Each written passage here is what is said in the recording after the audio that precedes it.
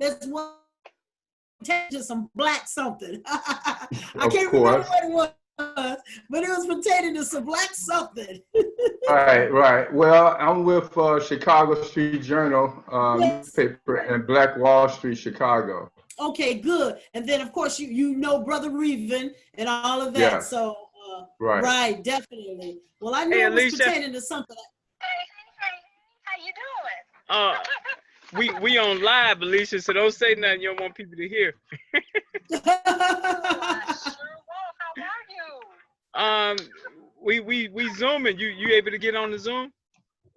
I thought it was at around 7:30. And that's why I was calling to ask a little bit as far as what the topic I think his Zoom, it looks like it's a little frozen. Oh, it's better now. I'm kind of like driving right now. Be right back. Yeah, it's two different ones. One is a conference call. Let me mute so they can't hear me here. Hold on 1 second.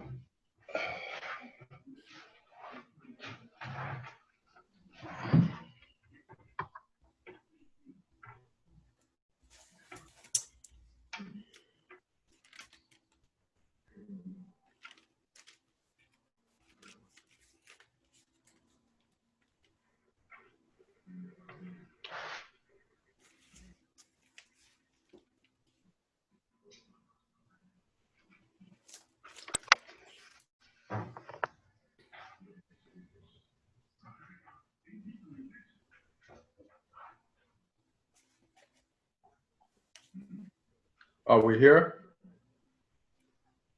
He's on mute. Okay. I'm trying to think. So, sis, what do you do? What's your line of operation? Well, actually, as a lot of people, I wear a lot of hats. I used to be an engineer, civil engineer. I don't really practice that much. I was into civil engineering and construction, worked for IDOT and then Northrop, and worked as the assistant director of construction management at Rush Medical Center, and moved on to education. That's what I have my doctorate in. And so I've been doing a lot of teaching, training, and all of that stuff, STEM related things. I'm the dean for the U.S. Minority Contractors Association, and I also am the chairperson for the National Black Agenda Consortium. So I do that, and then I'm a minister.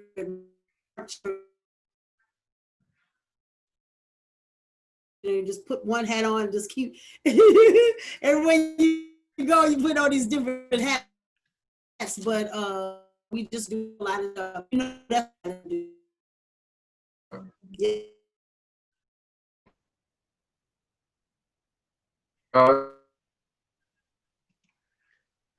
Can you guys hear me okay? Oh, yes. Okay. Yeah. I believe it's every certain time. Brother Sai can tell you, certain time of a month. He has everything already laid out as far as when people come on. Yeah, and I was trying to get Alicia on and sell, so pardon me for this delay in our getting started, but I'm glad you guys kind of began the introduction. Of course, I'm going to come on and tell everyone why you guys matter, as a big deal the way I see it. So, give me one more second and get this to sound. Go ahead, Brother Sai. And we are live, you guys. So don't say that you don't want the whole world to hear or see. And then, Brother Ron, I'm thinking it was some paper or something, a document or something that you were trying to push. I'm trying to remember what that was. Well, is regarding the contractors, is parity, an ordinance for the Yeah, automatic menu. exactly, because I think before you were going to send me an email or something pertaining to that. That's what it was. And I never did. I don't think you did, but if you did, forgive me because I got a zillion emails, and it was a while ago. Right. Okay. You went blank on me. I don't know if you're talking or not. Can you hear me? I can hear you now. Right. Okay. And so, do you know Mike Neal? I do. Oh, okay. Yeah. Mm-hmm. I know that he's done a lot in the area of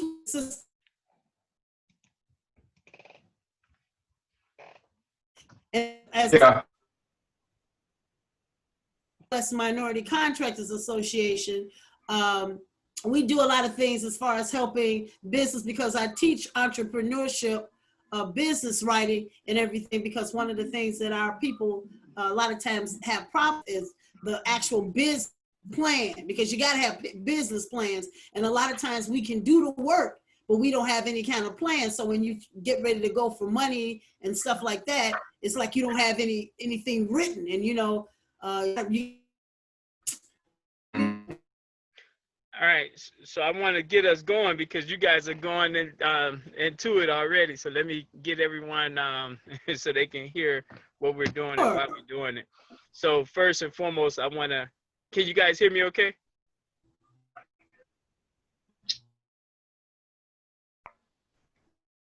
Are you guys able to hear me?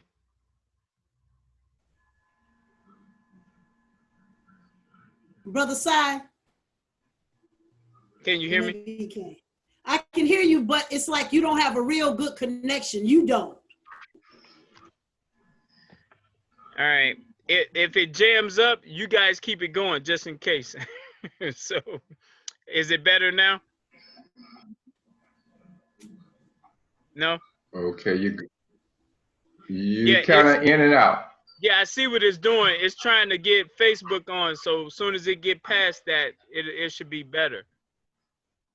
Oh, I see. Okay. So you're trying to get sophisticated now. I'm fancy. All right, let's see. Yes, I understand. But this tool is gonna really help our community. I've had a Zoom with 2 people on the same block who didn't know each other. Oh, on the same block. All right. So I think it's stabilizing a little bit now. So let me begin by saying, first and foremost, thank you guys for carving out time on a Monday.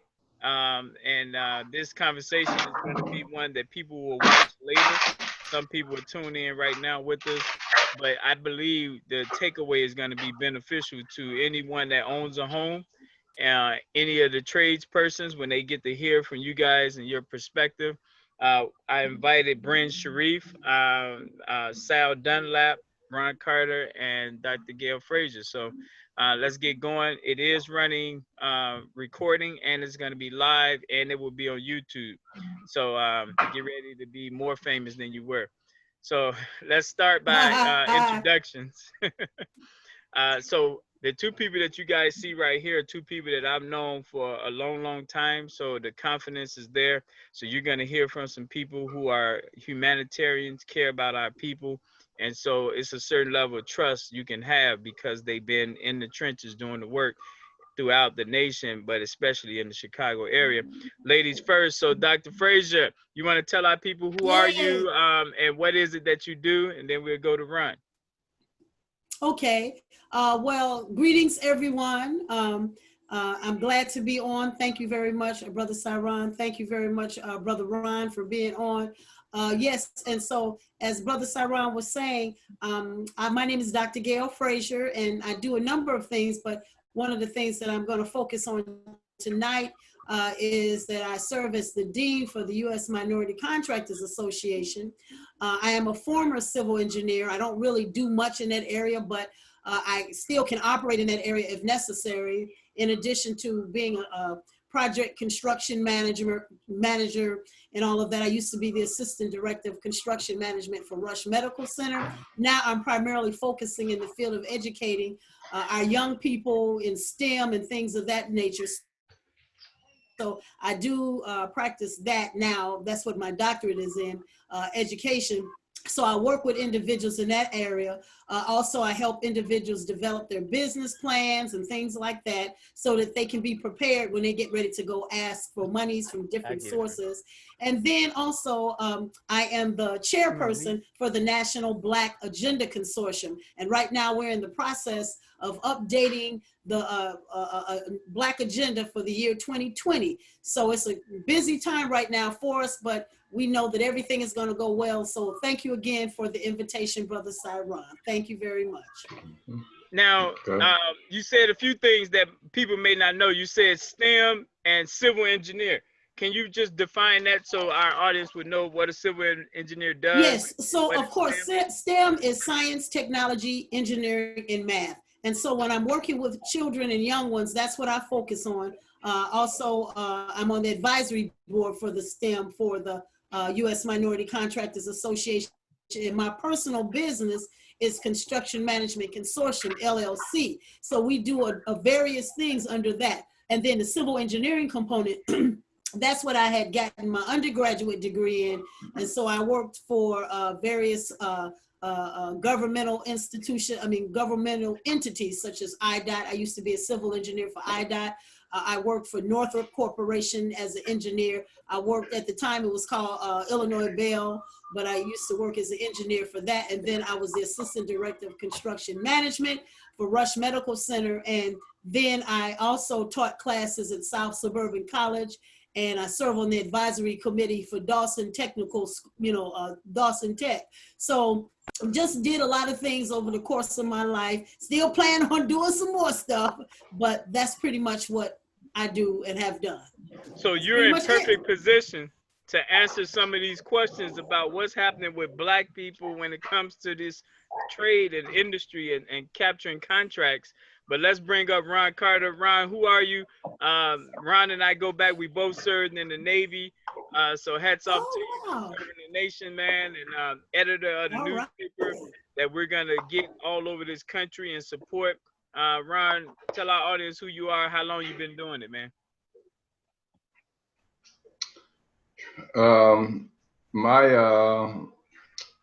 As publisher and editor of Chicago Street Journal, is going on 27 years. There's been some breaks in between that time. Before starting Chicago Street Journal, I was a community organizer for Chicago Area Project and for the Greater Roseland Organization. So versus organizing and doing a newspaper, I chose to do the newspaper and use the newspaper as an organizing tool, which is one main reason why the newspaper haven't been making no money, because it's so busy servicing and being an organizing tool for the community at large. I also formed Black Wall Street Chicago, and the purpose of that was done because we wanted to have Whoa. I don't know if you all heard all that.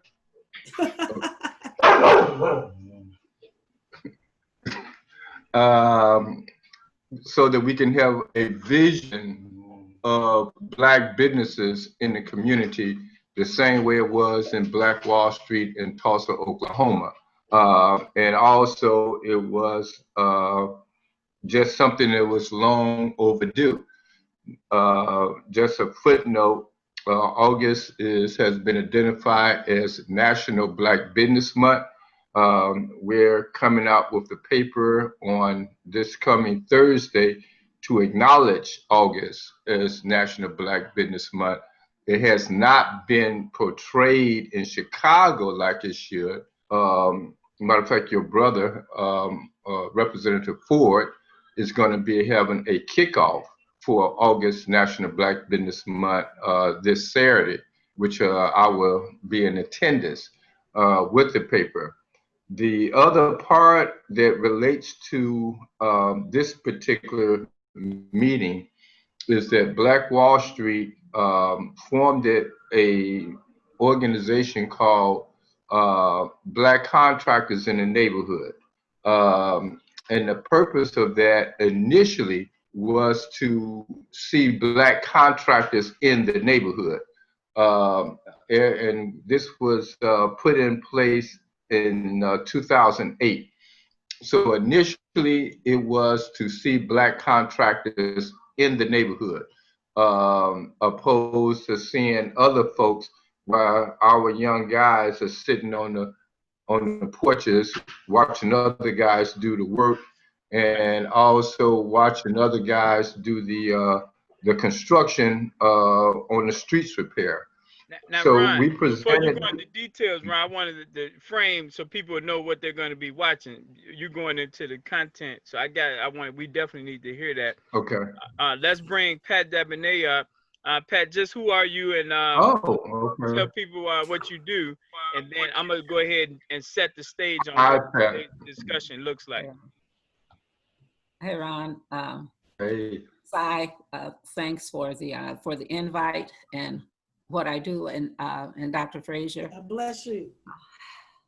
I'm really rather full and overwhelmed right now because of what's going on and the blatant openness of the real issue. And Ron, I don't believe I had a chance to talk to you since this, but it's all about the land. You know that? It's about the land. And if we continue to allow the same thing that happened when they first set foot on the shore, we're going to be, I'm just overwhelmed by what we're allowing to happen. And I'm talking about our elected officials, okay? And with the sale of $1 million grant to someone to buy 30 historic properties in historic North Pullman through the land bank. So thank you, Pat, because I know you definitely have some insight. Well, someone has to mute because we hear background. Spend time with my family. So we have to cry it out and spare not, and righteousness exalts and sin is approach. And this is sin. And people are going to be accountable because we're in a pandemic of world judgment. And it's because of the leadership. You know, what's going on, all of the distractions right now. I say, leave the monuments alone. That's a distraction. And nobody's negotiating how to address this whole situation for reparation or redress or whatever you want to call it. And it needs to be on the table now. And the people, the injured, need to be the ones doing it. So, but hopefully with the Black Business Month coming out next month, hopefully, I'm sure, Ron, you're going to have some heated truth. Only the truth is going to set us free. So. But thank you. And so for our audience, you're looking at least 100 years worth of experience here. That's just 25 years for each of us, you guys. So you're going to be blessed with some insight. And each one of us is coming from a different angle, which I think is helpful. But let's set the stage. Chicago is a major city in the world. Chicago is. And it is one of the strongest economies, but it's the tale of two different cities, the haves and have-nots, or black and white, however you want to look at it. And so I want to start with the reason National Block Club University exists, which is this murder, this shooting and killing and robbery, and the hopelessness of our young people that's permeating to our elders and so forth. So I want to frame it this way. The purpose of these every fourth Monday construction coming together meetings is so that we can create unity amongst our tradespeople and get a pipeline going for young people so they can know how to plug in and be linked in with people who are already in these different trades. So we have On tonight's agenda, bricklayers, carpenters, electricians, painters, plumbers, roofers, drywallers, and demolition.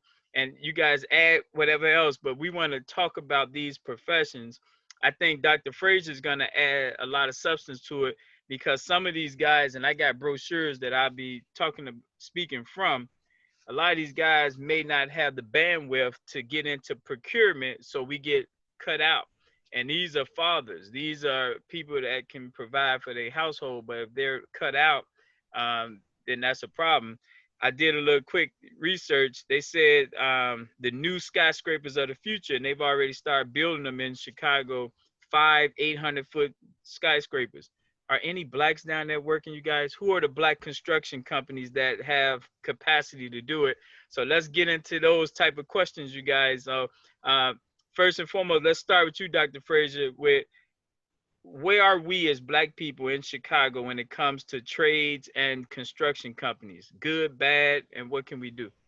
Well, you know, that's a good question, because we have good contractors.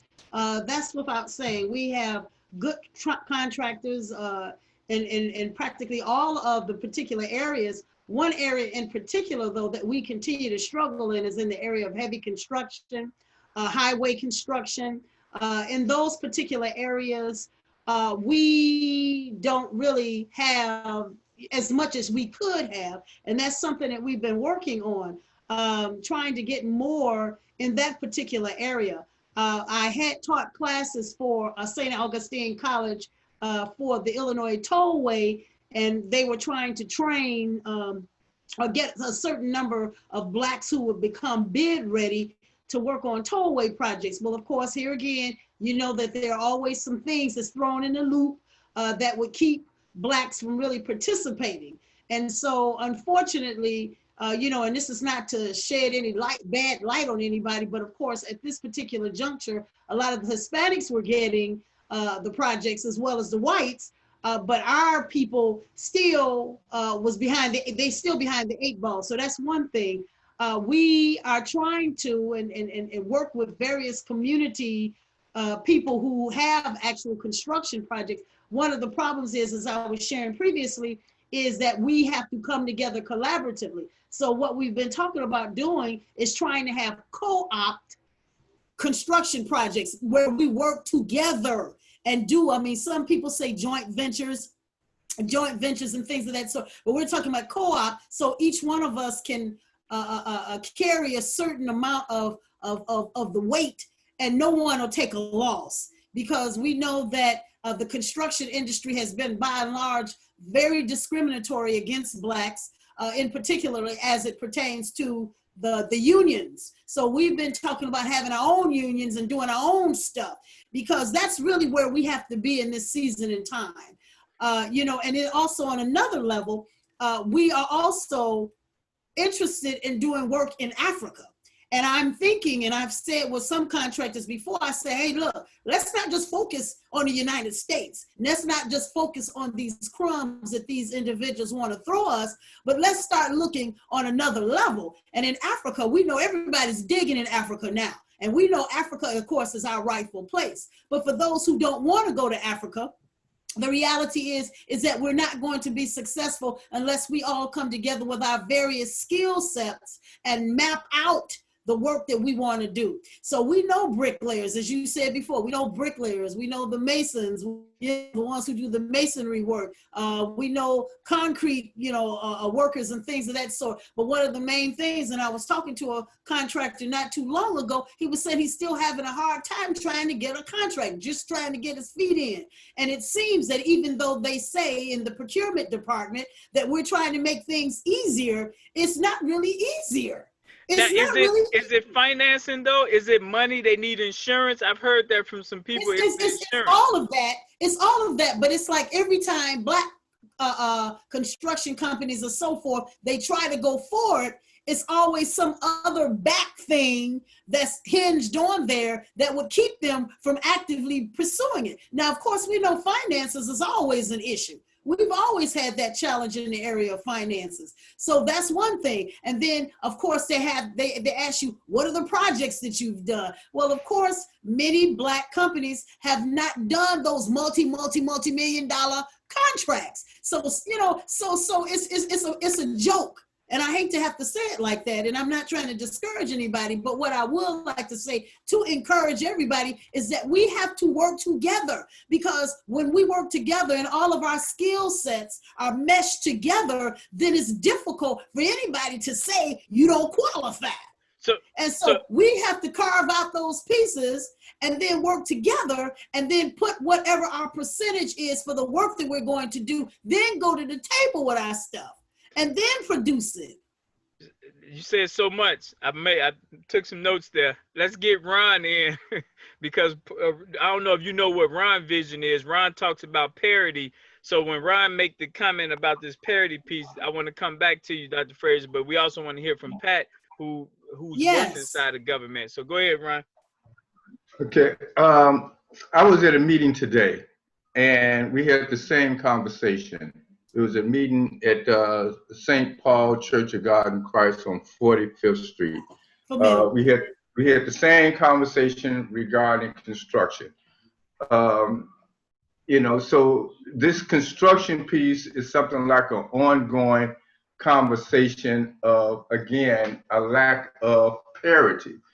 So, excuse me, move.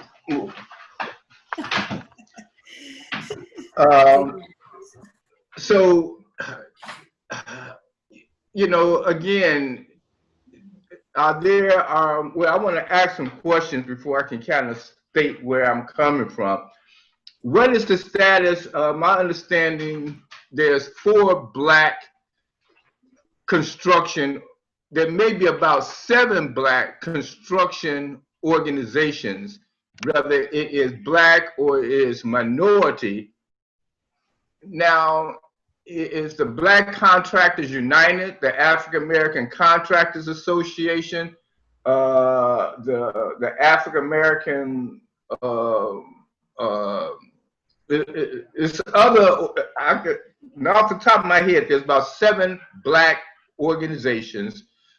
A lot of them are delegate agencies for the government to ensure that Blacks are qualified for these contracts. Now, this has been Roland Burrs. He had a state contract to ensure it.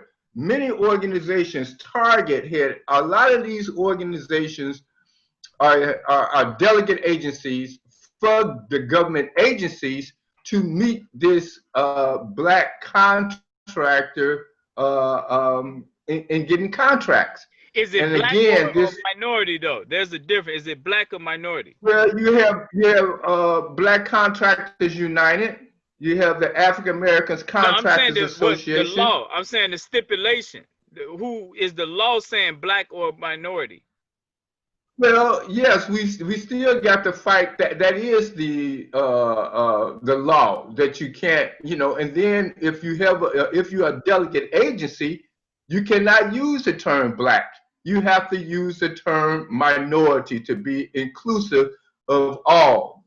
And so, but even though these organizations are headed by Blacks, their boards are Black, but they are forbidden to use Black because of the language of contract procurement, right, and non-discrimination. So, and again, as I was saying earlier, I was at a meeting today, and they was talking about the same situation that we're talking about now.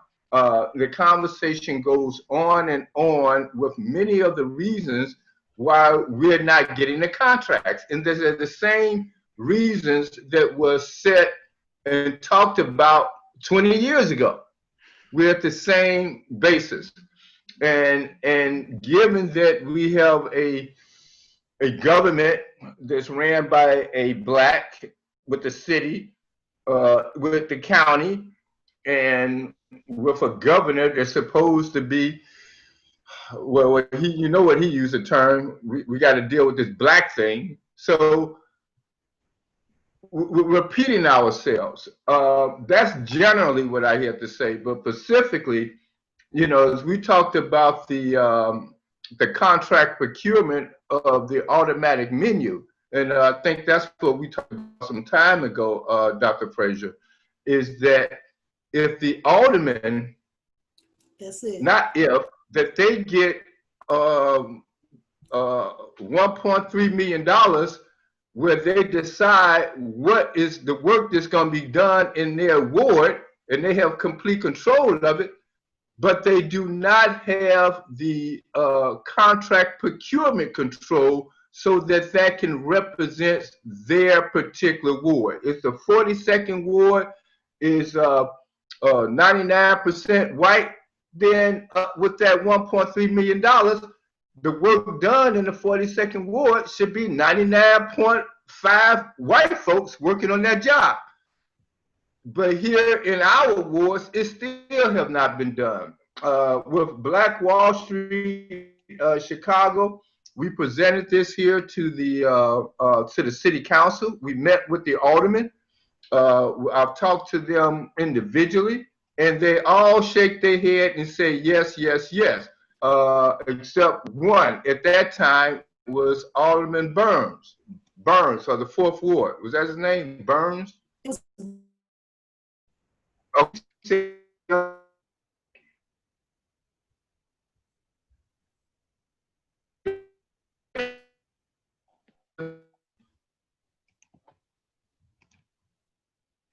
Tracks of the advertising. And I said, well, that's what we supposed to be. Like menu, you're supposed to be favored to the people of your ward. If your ward is 90% black, then, you know, it's like we have complaints about our street needs redone, and then when our complaints turn into the financial benefit of other people. So we saying we want this and that, but when we get it, then other people get rich off our complaints. I would want to reintroduce this this parity ordinance to the city council and to make it work. If it takes 5 years to make it work, as you were saying, that we do not have the heavy construction equipment to do the street resurfacing, then parity means a representation of your particular ward. If we got to go to Africa to get somebody from Africa to do the work that look like us, then let it be coming from Africa. Let it come from Mississippi. Let it come from California. Now, Ron, what do you think about this? Because I think you've been on it. You've been holding this down for a while. I do think with this current climate, with Black Lives Matter and corporations now trying to show their black faces and what they're doing for diversity, I do think this is, and Dr. Frazier, you could say a form of reparations. Look at what was strategically allowed to happen that excluded blacks, and now you got to write something in the legislation that's not discriminatory, even though you're specifying blacks. So to be honest with you, I think our lawyers, the black lawyers, should file some type of lawsuit claiming the intentional, you know, exclusion of black people, just so that it can get up to the judicial level and let them decide on it, saying, no, we do need to do something. Because look, they say minority, but it's all Hispanics. Something is wrong. Like, well, I do think the thing is, Rashad, it's not to get around that minority and that black issue. It's almost the same way with Section 3 funding. Section 3 funding saying the first priority of CHA is to be residents, and that's a federal mandate. Is that even when you hire the executive director of CHA, the first priority is to hire a resident of public housing. And if you cannot hire a resident of public housing to be the executive director of CHA, then you can go to Alaska or Asia in order to meet those qualifications. It is based on the racial makeup of that particular ward. So if that, as I said earlier, if the 42nd ward racial makeup is 90% white, then the contract procurement of at least the automatic menu should be 90% white. And if it's 70% black in the third ward, then the racial makeup of all those contracts should represent 70% of black folks. That kind of gets some. The problem with that, Ron, and you know how long we've been talking about that. The problem is I've heard some legal argument that it still boils down to the racial element, but that was back then. I do think this new environment with knowing how blacks were intentionally left out, I think now it should be allowed to have some judicial judging on it, if you will, so that we can come back and say, look, you did the ward makeup, but we know Hispanics moving in black neighborhoods. So you had a ward makeup and it'll be them because they game ready and we not. But let's bring Pat in real quick, then we're going to come back around. So Pat, what's your perspective, what you heard me, Ron and Dr. Frazier saying with your insight being you work with the city sometimes? Well, I absolutely agree with him on that. And also with your research background, I think it's really important for us to really consider. You sound real low, Pat. Oh, okay. Can you hear? Let me see. Is that better? Is that better? Yes, yeah. That's better. Okay. That we consider doing a community review board or a review board on what has been done so we could quantify the hundreds of millions of dollars associated with this. We could talk about the blacks not being present, but what does that look like in terms of lost revenue, lost dollars, lost wealth, for generations? So, and the other thought, and so much of it, the TIF dollars, every TIF has job training, at least $1 million or more, every TIF. And that very seldomly, I know in the black neighborhoods, you don't see where any of that money goes except for administration. Are you familiar with that, Dr. Frazier, or anyone? Yes, ma'am. Okay. I'm familiar with that. And you're absolutely right. Only the administration fees are used. So there's lost training opportunities. And I really believe what you're saying is really very important, Rod. It's people that don't trade with one another. We perish as a people, and it's the basis of crime and everything else that we're dealing with. There's a few other things that I wanted to especially about this TIF and where these dollars should be earning interest. So there should be so much money that we should be able to tap to do what's needed. Let's see. And you know what? I think we need to focus on where we are now over 20, over 40, over 50, or 100 years. You understand what I'm saying? Yes. So so we move forward with that. So it's a great idea, but it's one to be acted upon. And I really think it's very important for us to somehow, do the review of what's done, and then you could hold people accountable too. Right. So there's enough reports that have been out of the growing wealth gap and how it's been caused over the years. So we're not responding and reacting to it with a plan to reverse that, or to also collect on. If we've been cheated out of $10 billion in wealth over the years, and that's been tracked already with housing and everything else. Right. So how do you then set those dollars aside for us to then be able to start to? If I can, I know we're talking about contract procurement on government contracts, but then there's also the issue of private contracts. Where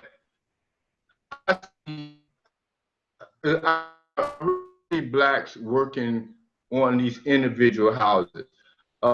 So average per block of about 4 non-blacks doing construction or home repair.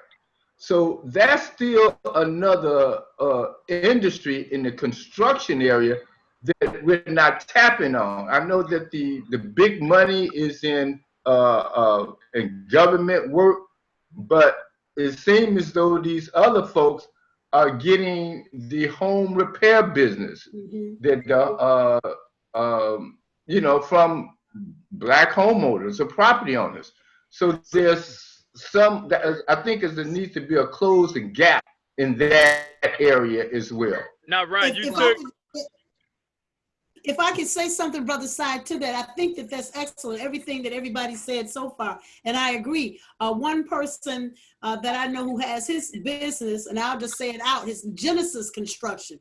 Genesis Construction refuses to become unionized, and Genesis Construction deals a lot with private the private homeowners and things like that. And, you know, I've worked personally with them when they were going through the classes and things like that. But that's the position that this brother is taking pertaining to his business. It's like, look, my niche is private owned businesses, whatever, that will not have to deal anything with any union or anything like that. And his business has been quite successful. So to your point, that is certainly something that needs to be looked into as well. Who has and Dr. Fraser, that's what I'm sorry, what did you say? What did you say? Genesis? Is that Genesis that started as a not-for-profit community-based organization? No, Genesis is a construction company. Okay. It's on 100 and something in Western. And it's Genesis and I can't, the person's name escapes me right now. Wow, Donnie, I don't. What? Donnie Brown. No, that's a different organization. No, it's Genesis Construction. It's on 100. So I can't think of his name right now, but anyway, it's a Black-owned business, and that's what he does. He does private held, you know, private owners and all of that. So this what I was. Oh yeah, it came to me. His name is George Marsh. It just came to me. Brother George Marsh. That's what he's talking about. So this is what I was gonna say. I think we got to fight on all fronts. We got to fight on the political front. We got to fight on the financing front and the skills acquisition front. And I do think Africa and our own home repair is our golden chute. That's our parachute. Is like a little bit longer term is the Africa link, but home repair, and that's where we come in. That block by block is every Wednesday is by Black Day. So when people talk about needing their roof done, they talk about landscaping. We ask people, can you name 4 Black people you did business with at the end of each month to make sure there's some personal accountability there? Because honestly, when you got Latinos cutting the grass, they're taking that dollar back to keep their culture going. And that's good for them. It's bad for you that we worried about them young men robbing us and we're not helping to create a pipeline to get them off that corner into construction, into physical. You're breaking up. You know? So I just wanted to put that out there that we are gonna, and that's why this 4th Monday, we're really in touch with the trades people. And one day we go work real close, Dr. Fraser, with the U.S. minority contracting. I just know we haven't gotten the block by block ready yet. So we're not ready to merge and plug in. It's still some pre-work we got to keep doing with our people on the block. Well, you're absolutely right. We have to do the low-hanging fruit wherever we can. And that's why it's such a blessing when the people know who the Black contractors are. Because again, you know, even though I work with sometimes I might get in contact with you, Brother Cyril, and say, hey, do you know, because I may not have access. And so that's something that we have to do. The word of mouth in terms of letting people know, just like it was a young sister who asked about, did I know of a Black granite a contractor who does marble and all that kind of stuff. So that information was able to be passed on. So we have to make sure among ourselves that we're putting the information out as far as letting people know that we do have qualified Black contractors in specific fields, because that's what we got to do to help this thing to work.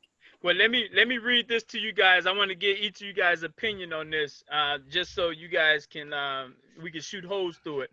So what if we linked all painters with kindergartners? I'm gonna go through all of them first. Painters with kindergartners all plumbers with 12th graders? What if we linked all 3rd graders with carpenters, all roofers with 7th graders? What if we linked all 4th graders with the bricklayers, brick masons, cement personnel, and all the welders with 9th graders? What do y'all think about that? What's the logic to it? You say the logic? Well, I mean, why? Yeah, Perfect what's the question, logic Ron. to it? Perfect question. Perfect question. I was going there. You just helped bring me on in. If right now we're in these silos, I got a list of these black plumbers right here. And when I called them today and talked to them, they all at different degrees of challenge. And there's a gap between them and their challenge and our young people out here that's learning this education that's not gonna help them be as successful. So we got this gap. And what happens is they end up retiring and all of their skills and network retires with them. And then you got these young people out here who need the skills and the network and they don't get it. And then we just keep saying we need to come together, but this is a strategic coming together because now we get to make sure that that 3rd grader play with some wood, cut some wood, do some stuff, that bricklayer get out there, throw some cement down to 4th grade. And if they don't like it, fine. It's better that they did it than if they never did it. And we don't know what relationships would come. So I think the purpose is the relationship management. And here's what it does on the money end. When that parent of the 4th grader get to know that bricklayer and her cousin getting her house redone, no, use my guy because he working with my kids. So now we really go make sure we using our tradesmen because we see them giving back to the children. What do y'all think? Well, you know, that's a good thing. That's a good principle anyway, because we have to transfer the skill sets. You realize that, of course, everything have purposely been removed from the schools. And of course, that's been a very great hardship for a lot of our young people in particular. But the thing is, I think that's good. Like I was sharing in my classroom, and you know, I have 3rd and 4th graders. And because of my engineering background, we work on a whole bunch of things. And you know, the thing is that they enjoy it. Now, am I saying everybody's going to be an engineer? No, but at least it takes phobias about I can't do this and I can't do that. And when I'm in my classroom, I let them create. I don't tell them this is how it has to be. You got to do it like this. I'll just tell them this is what I want you to make, and that's what they make. Okay. And you'd be surprised at the great things that they produce. And then I'll tell them, I say, you be the architect. You decide in your group who's going to be the architect, and the person in the group will draw the picture. Now, the picture may not look anything like what they made, but the fact is that they created something and they feel good about it. So I think that that's excellent. Our children have to be exposed to these things at an early age so that they won't be afraid and they'll have competencies to know that they can do just like anybody else. So I'm in agreement with it. Thank you. Well, Ron, you know, Cyron works with a long-range plan, preparing the children young to change. But I would also like to see that elevated to a level where they're in high school and ready to, you know, to be ready for the workforce as well. So it's all good, but I love Cyron's, you know, vision. That's, you know, oftentimes, and Ron, I'm looking at you, we're kind of around the same age. I'm sure I'm the oldest here, so I can kind of see your concern on your face. Like, listen, we don't have time for those children to grow up, you know, so. Well, I do, that is how, that's how they do it in China. You know, in China, they prepare, children don't have that much say in what they're going to do as an adult. Am I here, or can I be heard? Or? Yes, I can hear you. Oh, okay. So children in China do not have that, you know, they have a lot to do with, you know, the population control in China, even to the point where, you know, people could not have no more than 2 children. But as they could not have no more than 2, they let up on that now. But they also gearing their population to what's going to be beneficial to their country. and what their country going to need in 20 years. So they nurture and their children. I think that third grades to that age is maybe a little too young, but I believe that eighth grade, that, you know, I know I took up workshop when I was in eighth grade. That's when I took eighth, I think 7th or 8th grade is when I took up a wood shop. And it did give me a sense of liking wood shop.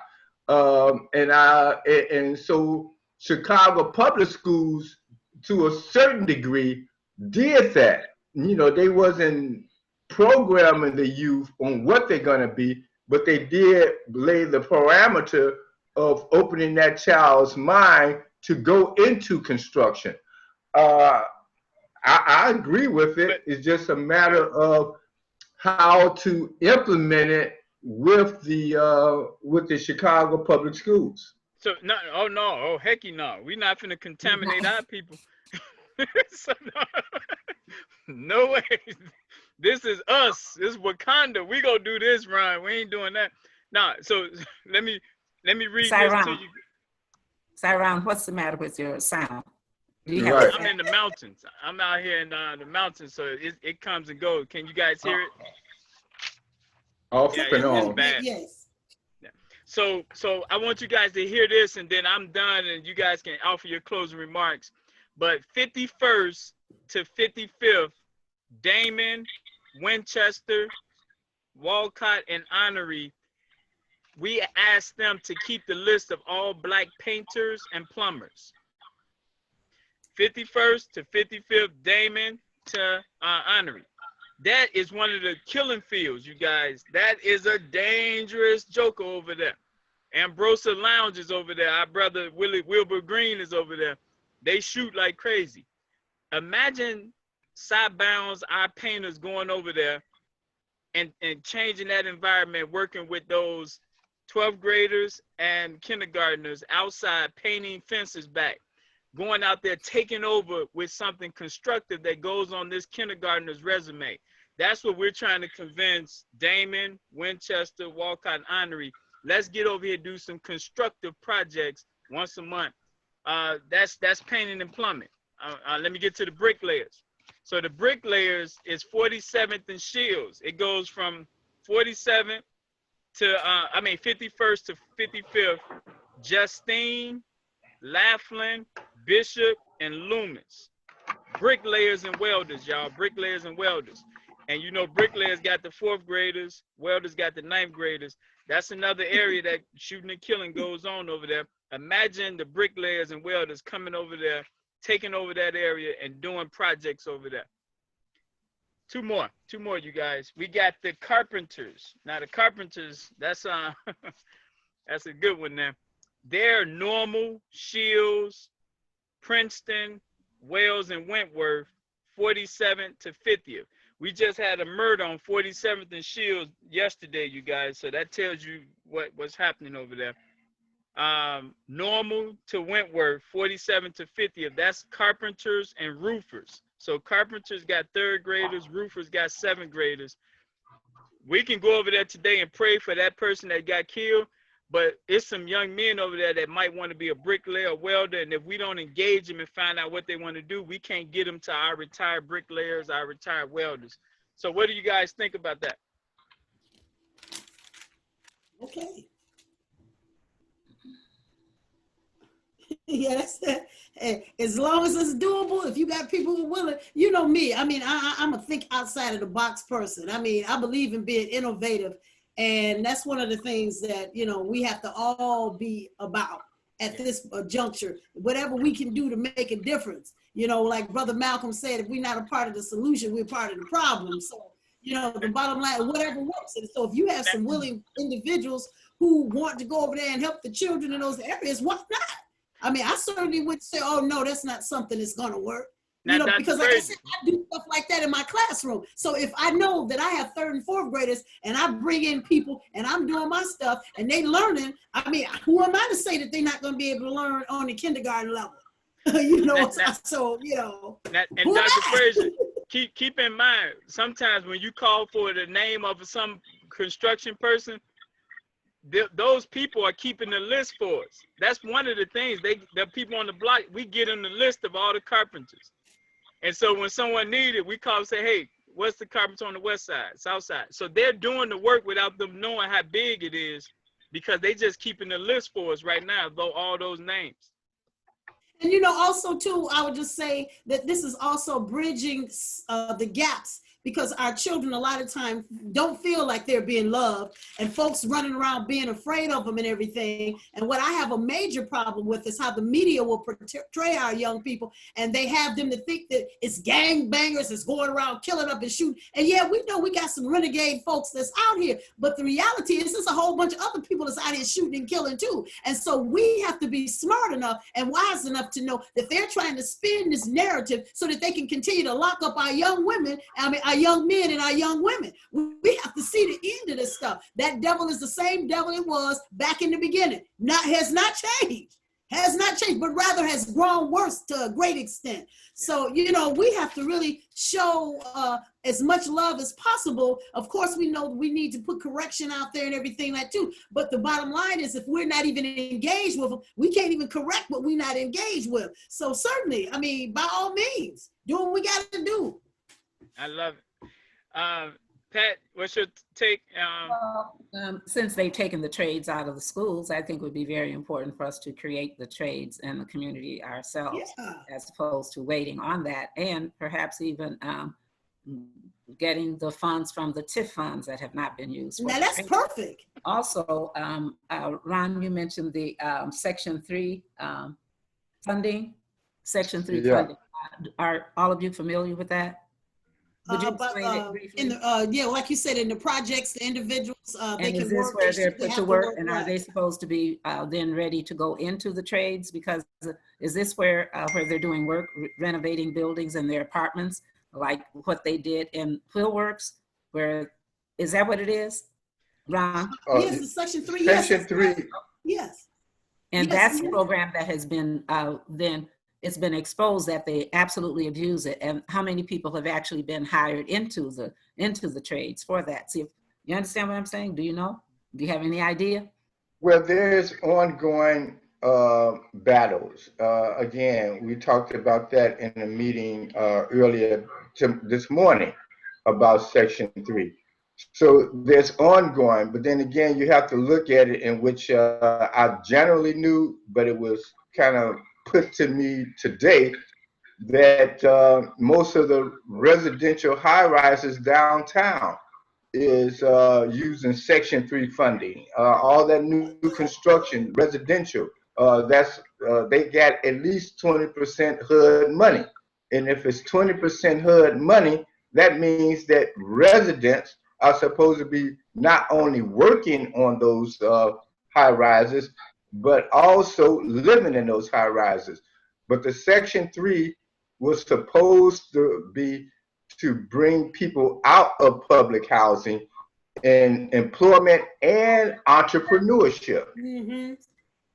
So if this is what the plan was, then they forfeited the plan, and there should be accountability. I heard someone talking about that, and that it was a deliberate effort to not make a difference, to keep individuals oppressed and keep them living in public housing because of their guaranteed income for 20 years or more from generation to generation. So now, if you know the truth and we don't deal with it, then we're going to keep getting what we're getting.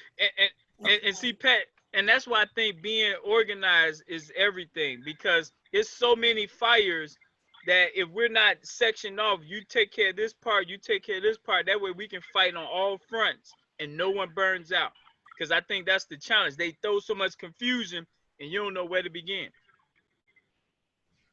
Well, it's accountability, though. I think we've really come short on accountability. I agree with you. If there's a plan in place, then we need to evaluate that plan or review that plan. And when it comes up short, then, and this goes on with every every situation, or if you're not even able to get into a situation where you're able to have a 3-year audited financials and what have you. And most of the large organizations have been schooled and brought along by community trust. And, you know, that's Woods Foundation alone has $1.1 trillion for distressed neighborhoods. Now add all the other got mute, Ron. potential funders. So where is the return for the investments? I'm in a Zoom conference right now. Sorry, You can put it on mute. I'm gonna call you right Get back. Ron to Okay, mute. so we're finished. No, he has to mute himself. So, but we're not. There's no accountability, and I love what you're doing, Ron. Ron. It certainly has a place for nurturing the children to grow, but there has to be something equally as that's going to stop the kids that's doing the shooting or robbing or whatever. You know, and I don't believe it's all blacks doing it to blacks. And I think there needs to be an investigation going on to see what else is involved, because this is. You better believe it. That's what I'm talking about. It's all black. No, but we should know, and we want people to know, those blocks I named to you, those were 16 blocks. We had to get our people in the mindset that we're going to control everything that happens inside these 16 blocks, administratively, spiritually, economically, and that's what this is. So by saying these welders coming over here, they coming over here also with the mindset that we want to help make sure you know your neighbor in front of you and back of you, on left and right of you, because that's going to make it harder for the enemy to keep penetrating us. So as we get these 16 blocks lockstep like this, then we say one person who's very technical, we want you to look up all these contracts and find out who's getting these, present it to the rest of our 16 blocks so we can sign a petition and let's take to the streets. So everything will come back to them 16 blocks being like one. Saran, you're so strategic. And would you be looking for contractors with those resources within that 16 blocks, or would you be bringing them from outside of other blocks or wherever they are? No, they keep the list for the whole city. Each one of them sets for the whole city, all carpenters, all bricklayers, all, yeah. Well, the only thing I say though, those are people coming from outside of the block to support the block, as opposed to individuals that are living in the block, so they become a force within the community as well. Well, I think on that front, you might find out that the husband is a nurse, so he goes with the nurses list in Roseland, but he lives in the Bricklayer area, so he got two fronts, one where he live at and the other one where he cares about the profession. So everyone got two. They got their home base where you lay your head at, and you got your passion. And so that's the beauty of it. It forces us to be interdependent on each other, and that's what the enemy don't want us to do. They want you to be a silo off to the side so they can isolate, starve, and exploit you. We forcing us to be interdependent on each other, and that's what's going to get us over the hump. So we over, you guys. Time went too quick. Can everyone just give a closing remark? And if you want to give your phone number out, let people know what you're doing and what's next. Ron, you want to start out with the paper? Well, I appreciate you, sir, and letting me be a part of this. You know, as you know, and I don't know why you jumped up and had me to be a part of it, but I'm glad that you did, and that it is a reflection on a conversation meeting that happened this morning. So it's opened a door for me to get back on this parity ordinance, and in doing so, Dr. Frazier, I definitely want to get your email or something so I can send you what I did not send you, which I thought I did. Well, you know what you may have, and if you have, please forgive me. I don't know what happened.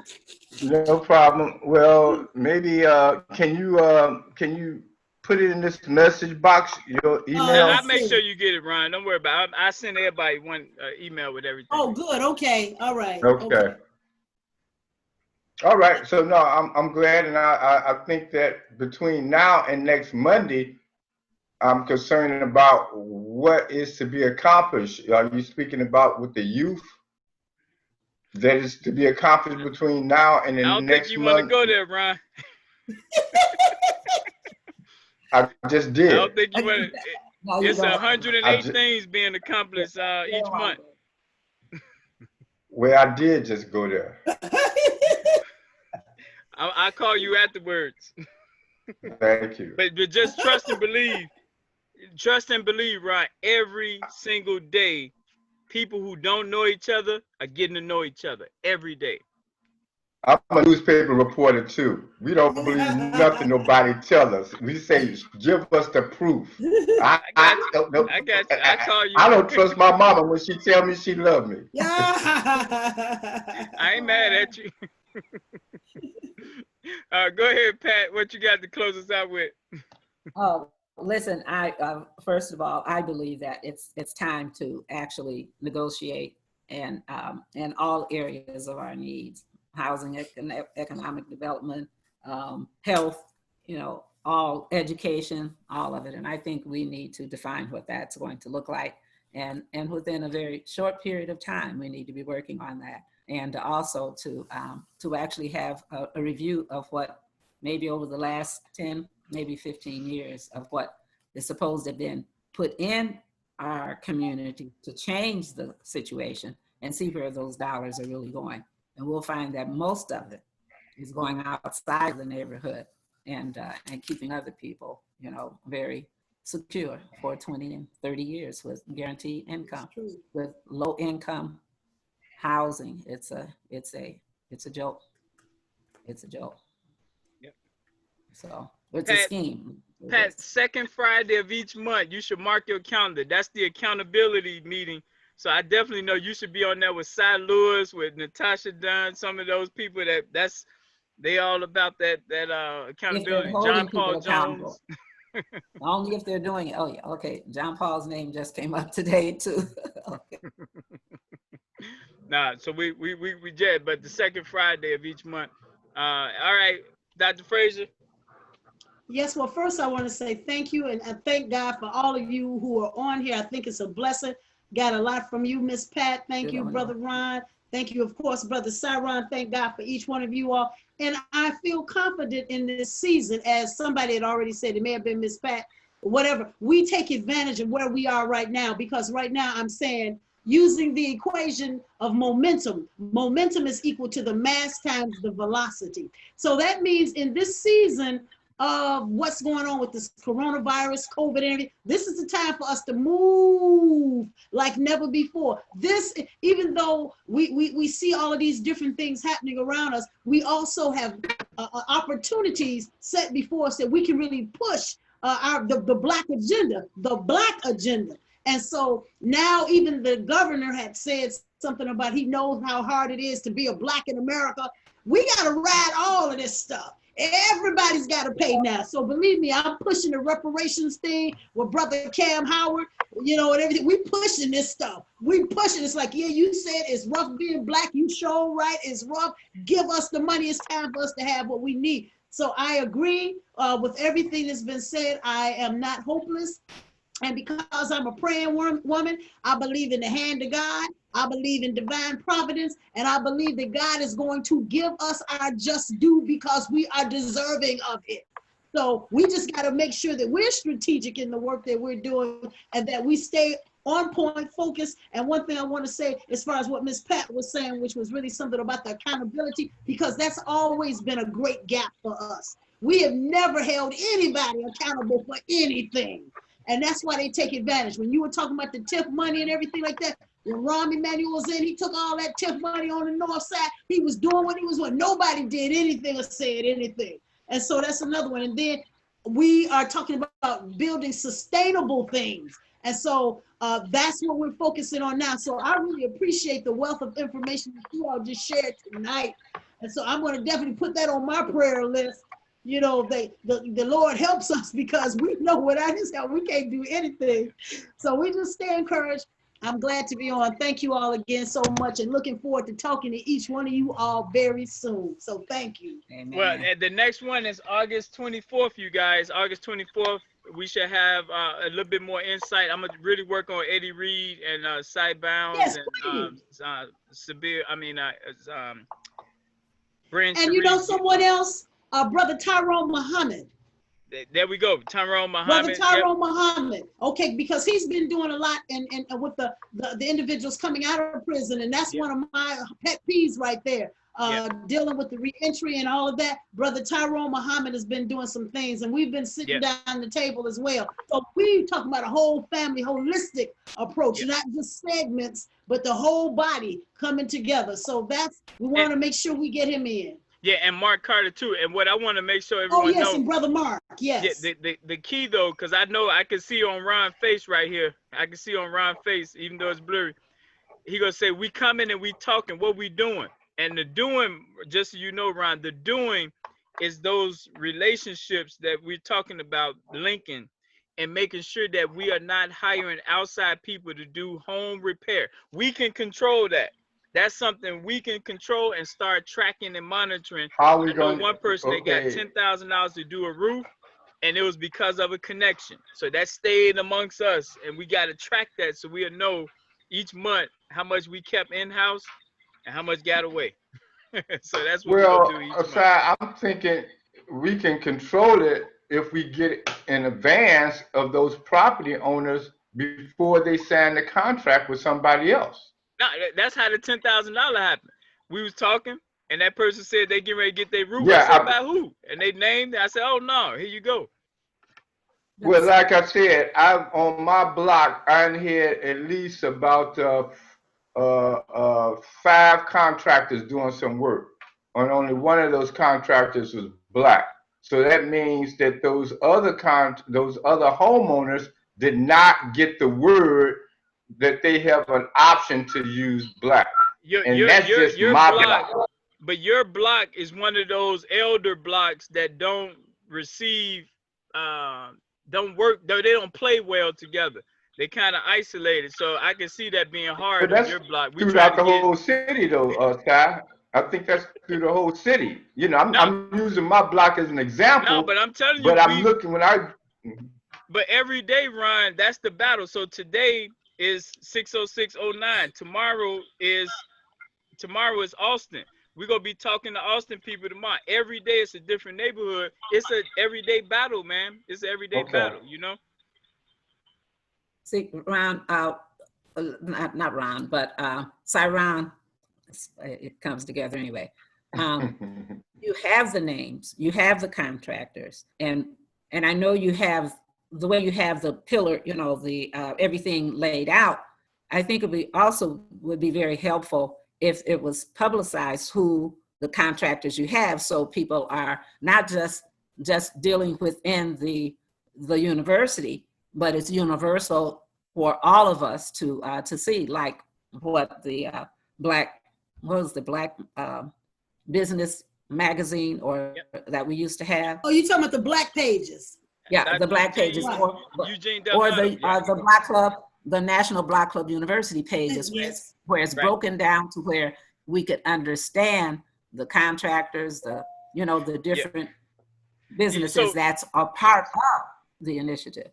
No. I think on that level, you guys, putting it out there is one thing, and we applaud getting it out there. But this is how the enemy keeps getting us. We're not being strategic. So if we just put it out there, you call that carpenter, he do your work. Where's the linkage? Is that carpenter being now promoted to the third graders, their parents, so they can tell more people? Because if you did it in isolation, now we don't have no way of massaging that relationship, expanding on how that went down. So we do have the public view. But what I'm saying is we got to talk to Black people about, let's make it a big deal to share that on Facebook, on Twitter, on Instagram, so we can generate more buzz with it. Mm-hmm. Do you get what I'm saying? That should be a part of the relationship, though, is giving the feedback, or even for that matter, it could be for a contribution. No, but I'm saying when we just put it out there, you need a roofer, you go to Black Pages. No, I wasn't talking. I just used that as an example, but I was talking about the National Black Club University's referral list, and it should cost them something to be a part of it, just like the Chicago Street Journal should be a contribution for the information that's being given or being supported heavily by advertisement. So, and I'm talking about within the group, Siron, and so that you could see it grow, and where it's easy for people to make that connection, not just for word of mouth, because word of mouth, oftentimes it's too late. And see, and most of these other contractors that you're seeing, that they have their own financing. That's what, and that's where we created a situation where we had banks that provided lending, because they needed to be able to build more banks. Other than that, they couldn't have done it. So then blacks had. Well, they have their own marketing strategy as well. You know, I mean, they you know, every week I get a notice by some non-black contractor. They get notices on the garage. They got stuff in the mailbox. They are marketing their services. So it's more like expediency, you know, not that we don't want to use black contractors, but out of sight, out of mind. They have their own financing companies with high interest rates. Yeah, they do, but they still get their marketing as well. Breakout, what's the breakout room? No, we gonna get there, y'all. We not go. It's coming. Note taken, Pat. All right, you guys, thank y'all, and I'm gonna be in touch with you. I'm gonna send an email out for everyone to be connected, okay? All right, thank you. Have a blessed week. Bye-bye. Peace.